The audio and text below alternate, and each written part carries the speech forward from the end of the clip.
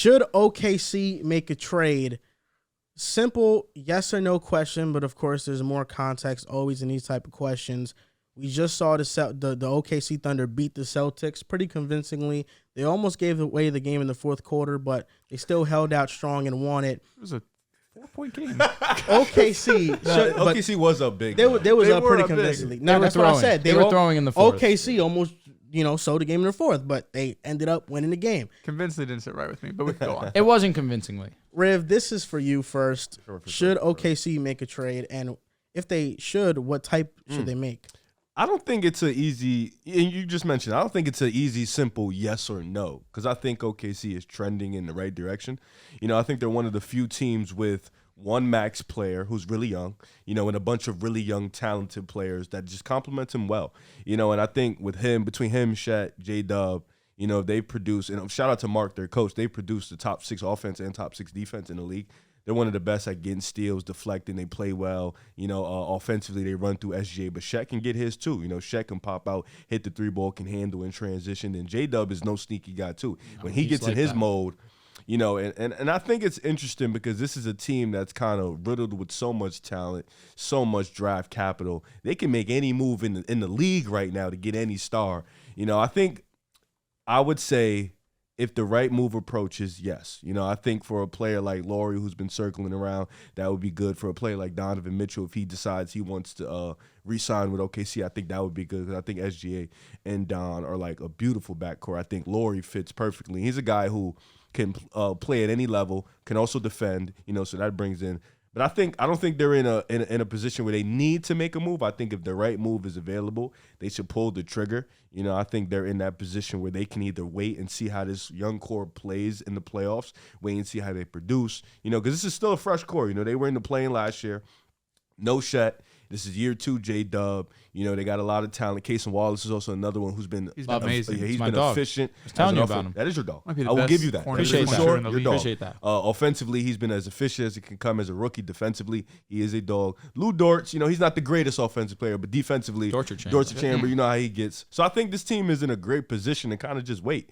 I think they have a shit ton of money. And you got to think, too, because over the course, we got this new rule with going over the apron, the second or the third. So you got to remember, you got to pay Shat in 2-3 years. You got to pay J-Dub in 2-3 years. You got to re-sign SGA down the road. So it's a lot to think about in this whole OKC rebuilding process, a lot to see who you're going to pay, who you're not going to pay. But I think right now, they're second seed in the West, second or third seed in the West. There's no need to make a move. I would like them to make a move if they can. I think they need some front court depth. I think sometimes they do get bullied down low in the paint. If Shaq gets in foul trouble, they're a little sticky in that situation because they do run a bit of a small lineup in certain situations. But all in all, if the right move is available, I would say yes, they can make the move. But if it's not available, don't rush the process. Go ahead, talk to me, Mr. Moran, because I know where you're going with this.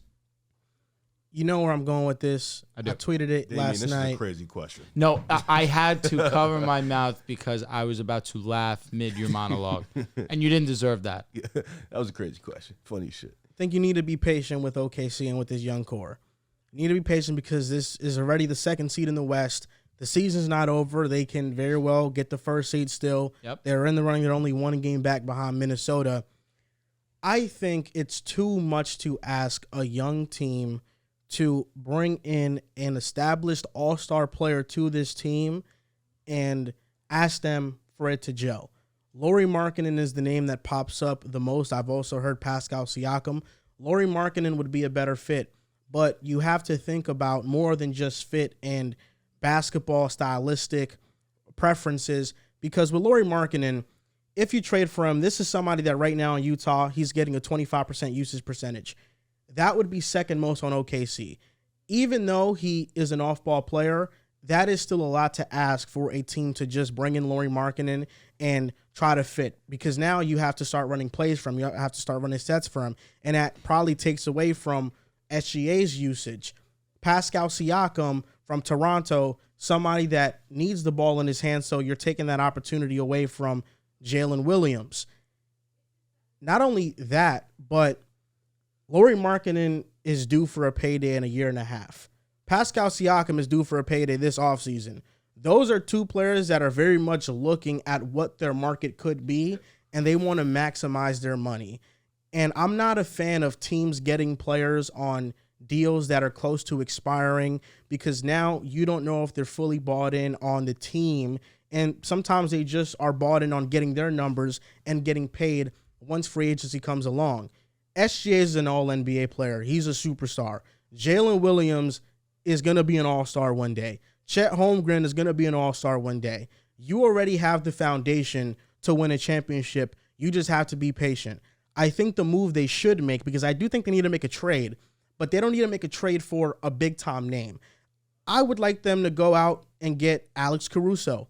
Give up some first-round picks for Alex Caruso, even if you got to overpay for Caruso. It doesn't matter because Presti has a treasure chest of picks. He does. Another name that came up to me, because they lack size and it's pretty clear that they're a smaller team, go and get Gordon Hayward from the Hornets.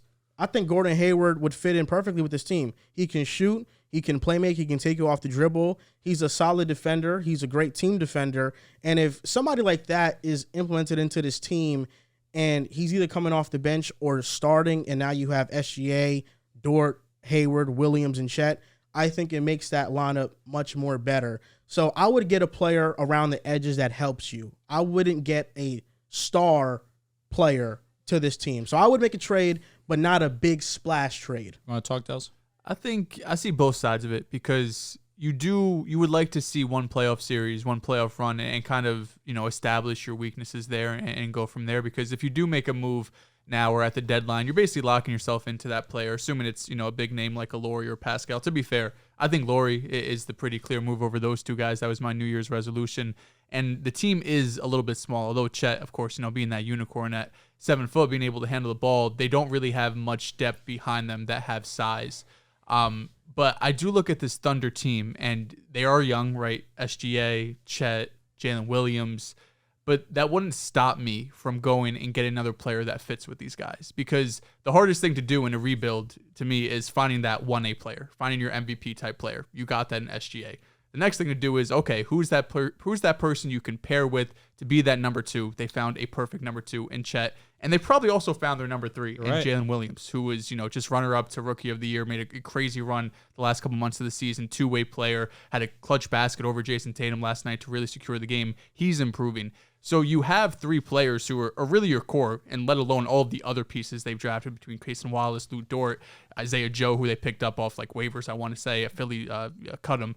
They have all of the pieces, but now it's basically, how can we get all these pieces that are our core? How can we uplift them? And that's where I look at Lauri Markkanen, and I'm saying he would fit in. I know the usage rate's around 25%, which you mentioned would be second highest on the Thunder, but I still don't think that would take away too much from what SGA's doing, what Chet's doing. Of course, like naturally, do some of their numbers come down? Probably, but I still think that makes them a better team overall. You're bringing in Lauri, who's 7 foot, who could play off ball, like you mentioned, who could obviously hit the 3, who doesn't, even though the usage percentage is at 25%, he doesn't need the ball in his hand to be an impactful player. So I really look at Lauri and like, this feels like the perfect player. There are some names out there, like we mentioned, Pascal Siakam, Zach LaVine, even Mikal Bridges, but I don't. First of all, the Nets don't really want to give him up, or at least that's the latest report. And I still think Lauri fits better. I like the size, I like the shooting, and it just fits. It doesn't feel like an awkward fit on paper. Like I feel like Pascal would be still a bit of an awkward fit, just because he's not as nearly good as a shooter as Lauri is.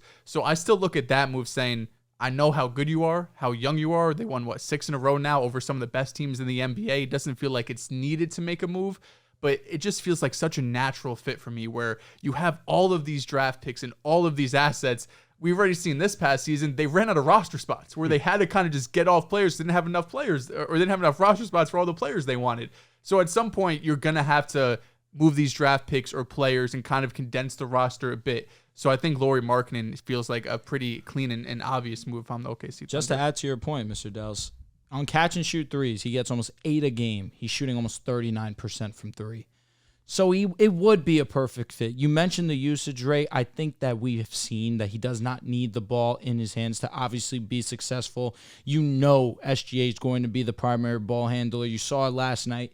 There are very few people in the league that can guard him. And one of the best defensive teams in the league, they threw Derek White, they threw Drew Holiday at him. It did not matter. He was going to get his. You plug in Lauri to this. I don't think it's imperative they make a trade. would it kind of boost their odds to come out of the Western Conference if they made a move for a Lauri, if they made a move for Caruso or Pascal Siakam, I feel like would be third on that list for me personally. I would go Lauri. Of the three you mentioned, I'd go Lauri, I'd go Caruso, and then I would go Pascal. They already have a solid defensive front, like Riv mentioned, already top 6 in defensive rating. And Lauri Markkanen only adds to them being one of the best three-point shooting teams. You add Lauri Markkanen to that with his ability to be such a great catch and shoot scorer, it only becomes scarier for the Oklahoma City Thunder. You mentioned Caruso. Now that becomes intriguing to me for the idea. They're already one of the better defensive units. Cason Wallace coming off the bench. He's a great defensive player in his own right. Then you add Alex Caruso to this bunch. Now we're talking about legitimate contention for being one of, if not the best defensive teams right there with the Minnesota Timberwolves. So I don't think that it's 100% yes, make a move or you're not going to be able to get anything done this season, because you look at the way they're playing basketball. They're a top 4 team in the Western Conference. They're one of the best teams in the NBA, and they're doing this at such a young team age. But if you want to really make yourselves known amongst the league, you go out there and you get Lauri Markkanen. You get the size that you ask for in a 7-foot player in Lauri. On top of it, you get the amazing three-point shooting that Lauri brings. I think that's the move that makes the most sense. But Caruso, definitely a great name to mention, because there's very few guards in the league that I would take over him when it comes to defense. Yeah, and I mentioned Bridges because obviously they came out with the report that saying they're not moving Bridges. They want to build around foundation. That shit sounds cool and all. But I think we're talking about a player who has already shown you what type of player he can be in a moment where there's a 1A or there's a 1, there's a 2, and then there's him. He's shown you that. He's shown you he can be that 3-and-D type of player, that defensive player. All they need is another guy that can plug it in. And Lauri obviously makes so much sense. But you got to think of it like this, too. SGA got here 3-4 years ago, maybe 5. You know, he played with Chris Paul, improved. He was a 24 point per game scorer when Chris Paul left. Didn't play much that year, though. He played, I think, like 40 or 50 games. Last year, it got to the play-in. Chet missed the whole year. Now I guess I want to say in the third year of this rebuild, you want to maximize SGA. You want to maximize him as much as possible. You know, you want to be able to put the best team around him at this young age, because you don't want to sit here and have this team like he's 29, 30 years old, and you're like, damn, I wish we would have maximized him sooner. You know, he's not going to score 30 points per game forever. You know, he's not going to be elite forever. You want to kind of like take advantage of the talent that you can now. So I think we're all on the same page in terms of you can make a move if it makes sense. You know, if Lauri becomes available and you can throw 3 first-round picks in somebody else, like, and let's be realistic, they got a spot waiting in Giddey's spot. Wherever Giddey's spot is, they got a spot waiting for him. He just doesn't fit with this basketball team. Ironically enough, he was the best player on the court. Let me not say best, but he was one of the best players. Really, the last like 10 games or so, his shooting's been a lot better overall. He just doesn't fit. I don't think he's the guy he's probably the odd man out in this situation. Yes. So that's another spot right there that you can fill in with a guy that's Lauri, who they can run plays for, who they can run now, not just the pick and roll with Shet and SGA, but now the pick and roll with him and Lauri. Like, that's something that can open up. Siakam, he's a weird fit. I don't want him in OKC. I think you're looking at the guys who can play on ball, off ball. So, of course, Lauri, Alex Caruso. Another connector, though. Yeah, I just Siakam on a 1-year deal kind of seems like he just wants to stay in Toronto. He's not giving a full commitment. I don't know if you tie. And then Lauri fits their age timeline. He's 26 years old. You know what I'm saying? Siakam's up there in age. I think he fits for a different type of team. But OKC, they're in the perfect position. And this right core now is basically everyone signed through 2026. SGA, who's obviously on an extension, but you got Dort making $17 million. Chet's going to be on his rookie contract. Jalen Williams on his rookie contract. Cason Wallace, like, the core of this team is signed through 2026. So you could go out there and still, you know, give money to Lauri and not be like, oh my God, we're gonna hit the second apron. We're not gonna be able to trade picks or buyout market. Like, you're still gonna have plenty of money to work with, where you don't really have to worry about that. And bringing in Lauri, I don't think it hinders the development of a Chet or a J-Dub. Of course, he's gonna have the ball in his hands a little bit more than those guys, but they're still able to get theirs without. You see the way that SGA handles that offense. Lauri Markkanen's not going to impact the way that Chet's going to get his. If they need to give the ball to Chet to get his, if he has a mismatch, they'll do that. In situations like we saw last night, hey, we have so many options. J-Dub, you have Jason Tatum on you. We still believe in you to get a bucket like that. I think that having a plethora of players that can get theirs in different ways makes you versatile, and it makes it hard for opposing defenses to play against you. I think Lauri helps their spacing. I don't think he helps their size issue. He's 7 foot, but he doesn't play like he's 7 foot. I don't think he's going to help their rebounding tremendously. And when you do play him, you're now playing Chet and him together, which are 2 7-footers, and Chet can switch out. But last 2 seasons, he's been a good rebounder, though. Now you have somebody in Lauri that offenses in the playoffs will hunt Lauri in that matchup. They will attack him on switches. I don't trust Lauri in that situation. So I think he helps out the three-point shooting, and he helps out their offense for sure. I don't know how much he helps out their defense. That's why I think right now what the OKC Thunder need more than anything, I don't think they need more offense. I think they need legitimate defensive stoppers that can stop opposing great perimeter players in the playoffs. Because while we know, SGA is a great defender, Dort's a great defender, I think J-Dub's a great defender as well, those guards off the bench are still young. Like, Kaysen Wallace is a great defender, but how will he look in a playoff setting first time being in the playoffs? He's been pretty amazing so far this year. He has, but it's also in the playoffs, you just face bigger teams. So would I rather have Kaysen or bring in an Alex Caruso who's 6'5", who can legitimately guard? And Josh Giddey, I agree with you. I think he's a liability. Isaiah Joe's the intriguing one to me because Isaiah Joe is an average defender, but Isaiah Joe's impact, I think, gets severely slept on in what he's meant to OKC. In 1,081 possessions this season where Isaiah Joe has been on the floor with SGA, Isaiah Joe is recording 16.5 points per game, shooting 9 threes per 75 possessions, 44% on those threes, and OKC has an offense rating of 126.6 when they're on the floor together. And Mark Daigneault has done an amazing job with their minutes because 214 of SGA and Isaiah Joe's 501 minutes, so a little less than half, they have come with the other team having 2 or fewer starters in. So Mark Daigneault has done an amazing job putting SGA and Isaiah Joe in lineups against bench players.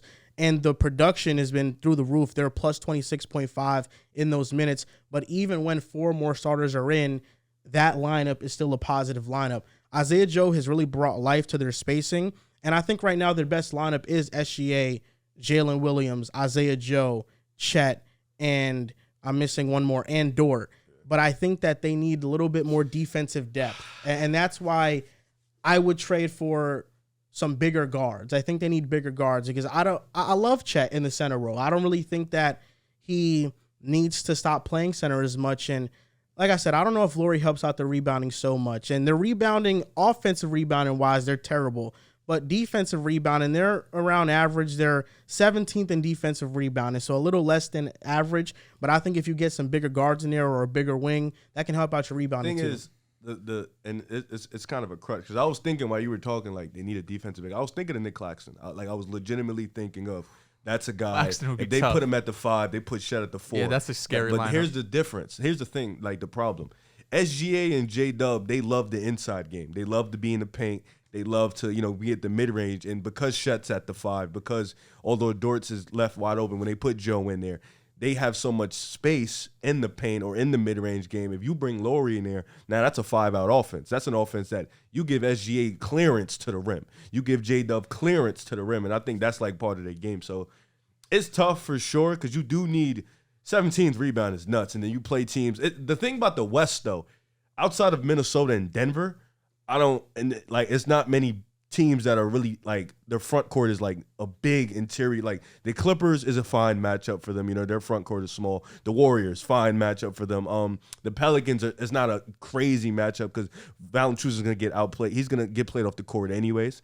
So they'll play like a Larry Nance who's 6'8", 6'9", and then Zion 6'6". So it's not an insane matchup. Lakers is another. That's a problem. AD's, AD, but they seem like they played them fine.